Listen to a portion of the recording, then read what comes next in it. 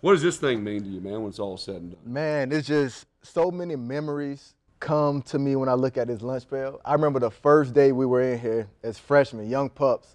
We all signed our name, and we put it inside the lunch pail. And it wasn't just signing our name and putting it into the lunch pail and that's it. It was a commitment. We really felt like we go put our team, our defense, everything first before ourselves when we put our name into that lunch pail. And I remember this, just the tenacity you had the first day, this grit, this dog that I took with me to the next level. I remember going to practice. You was in us like we was on the big orange, like we was the starters.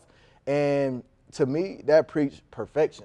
You know, every time I stepped on the field, ever since I took the field, the first day hit, I just always wanted to be perfect. I always harped on wanting to be in my playbook, always just trying to not make mistakes, because I know what would happen if we made mistakes on your defense, man. And I just think that took me a long way throughout my NFL career, and I just can do nothing but respect it. Bud just, like I said before, he preached perfection, and that's how I attack every day in life. You know, just that passion I played with on the field, I got it from you. You know, when you come into the meeting room, you come with passion. You're like, we can't wait to get to practice, and that's just how I carried myself throughout my whole NFL career. And the structure you also had, it also gave me a nice turnover. It was easy for me to just go into the NFL. I was a starter on first day of training camp, and it wasn't no nerves, no anything, because you instilled that in me here. Like, I don't care where you at on the depth chart, you got to be perfect. So me going there the first day, first practice in the NFL, it was just like I always been there. That group you played with, you know, that defense, obviously we were #1 in the country 2 years in a row. Very dynamic. Had a bunch of guys that went on and played the next level. You know, I remember that group of just coming to work every day, and really, like you said, wanting to have that dog mentality to go out and, regardless of who we were going to play, whether it was an opponent or just going out against our offense, working to make them better, working for us to be better. That was the one thing I remember about that defense. I knew every time we walked out of that tunnel or we walked on an opponent's field what we were going to do every day. We all felt like we wanted to be the best on the defense, but it was no, I'm better than you, nah, I'm watching what you doing. Nah, we wanted to be the best, but we also was each other's biggest cheerleaders.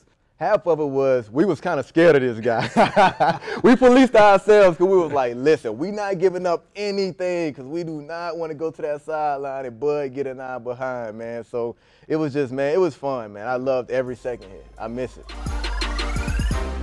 Myself and DJ Parker was sitting on the bench like, hey, this might be the game we get in. You know, Coach Foster came to us on the bench, was like, you ready? Ready to get in? I was like, oh, man, hey, listen, we can't blow this, DJ. Listen, we get in, we can't give up nothing. I remember getting out there the first play. I was just ready. I'm like, please let the ball come my way. I wasn't on, like, no, run the ball. I was like, please let the ball come my way. They threw it my way. I had the opportunity to get it. Man, it felt so good when it touched my hands. All I seen was end zone in front of me. You know, the crowd went crazy. That was my first experience of, you know, scoring a touchdown in college. The stadium went wild, and just from there, it was all she wrote, man. I just always wanted to make plays because I always remember what that first play felt like. You know, like I said, you came in after Jimmy Williams, who was a 6'2", 225-pound corner. And then we come in with a, you know, 5'9 and a half, 5'10", 190-pound corner, but hit like a linebacker. Yeah. And you had some of our biggest hits that I remember. One, when we played Kent State, a guy did an over route. I was in man coverage. I just seen a wide receiver wide open. You know, quarterback threw the ball. It didn't happen very often, though, right? No, that never happened. That never happened. I don't know what happened. He was like wide open, so I felt like we don't give up nothing on defense. We at Kent State, we're home.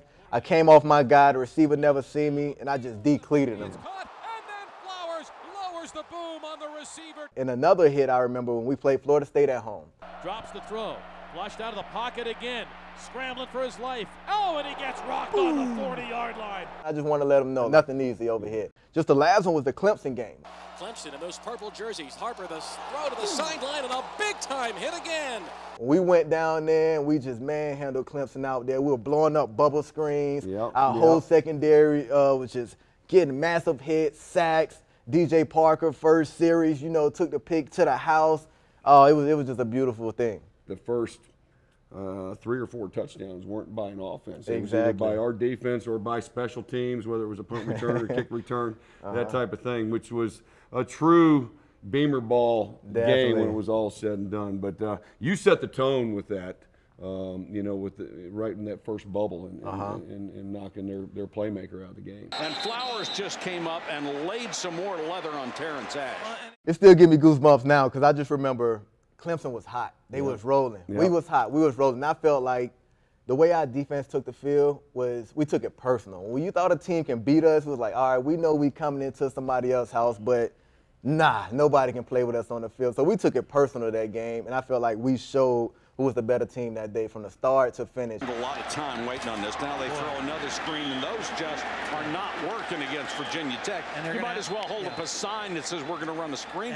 We were celebrating, but it was more like, no, we want to punish this team. We want to show them exactly how we feel on this field. Like, don't compare anybody to us. So and they had a dynamic team. They had C.J. Spiller, James Davis, the other running back. Yeah, they were very explosive. Yeah, no doubt. And we got after their tail, and that was one of my more memorable games, just because the standpoint of how we dominated the game against a dynamic football team and a dynamic offense, and what we did defensively. That made a statement about who we were and the guys we were and how we had on that field, and that's one of my all-time great games to go down the road down there in Death Valley and get after their tail.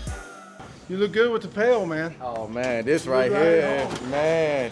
Love this thing. I have one in my house, in my memorabilia room at home. So, I mean, this is a part of me.